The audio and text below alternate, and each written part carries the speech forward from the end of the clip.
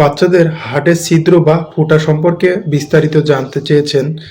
এই নিয়ে অনেকবারই আমার ইউটিউব চ্যানেলের ভিডিওতে কমেন্ট করেছেন আপনারা। আজকে আপনাদের জানাবো যে বাচ্চাদের হার্টের ছিদ্রর বিষয় নিয়ে বিস্তারিত।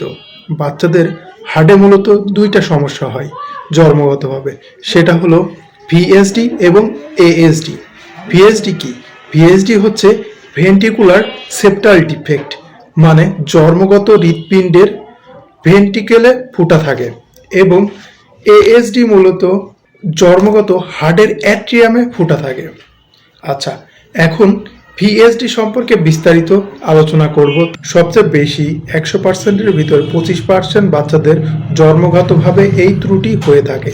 ফুটার আকারের উপর রোগের লক্ষণের তারতম্য হয়। 50% ক্ষেত্রে 1 বছরের মধ্যে বাচ্চাদের এই ফুটা অটোমেটিক ঠিক হয়ে যায়, কিন্তু কিছু বাচ্চাদের আবার এই সমস্যা থেকে যায়। তাদেরকে অপারেশনের মাধ্যমে এই সমস্যা ঠিক করতে হয়। কিভাবে বুঝবেন যে আপনার বাচ্চার হার্টে ছিদ্র হয়েছে? হার্টে ছিদ্র থাকলে কি কি লক্ষণ প্রকাশ পাবে এখন আমরা আলোচনা করব। হার্টের ছিদ্র থাকলে কি কি সমস্যার সম্মুখীন হবে এবং কি কি লক্ষণ প্রকাশ পাবে সেগুলো এখন বলবো। ছোট ফুটা থাকলে তেমন কোনো লক্ষণ বোঝা যায় না। 1 থেকে 2 মাস বয়সে ছোট ছোট শ্বাস নেওয়া, শ্বাসকষ্ট হওয়া, বেশি পরিশ্রম বা বেশি নড়াচড়া করলে শ্বাসকষ্ট হবে, মুখে হাত নীলচেও হয়ে যেতে পারে।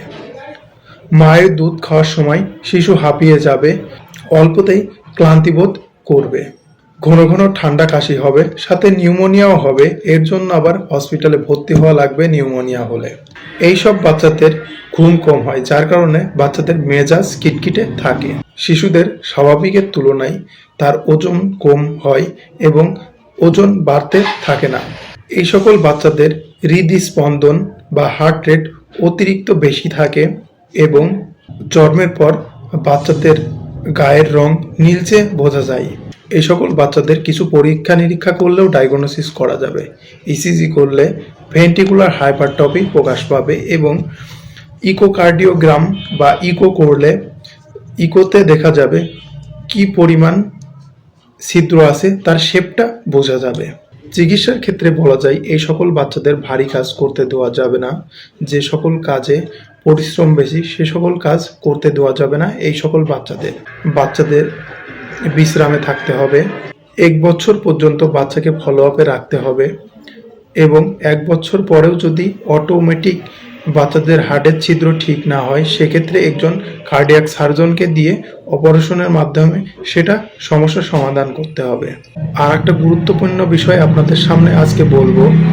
বাচ্চাদের ইকো করলে হার্টের ছিদ্রর সাইজ বোঝা যাবে, যেটা 8 mm এর বেশি হবে। সেই বাচ্চাদের হার্টের ছিদ্র জোড়া লাগার সম্ভাবনা খুবই কম। যাদের 8 mm এর নিচে থাকে তাদের হার্টের ছিদ্র জোড়া লেগে যায়।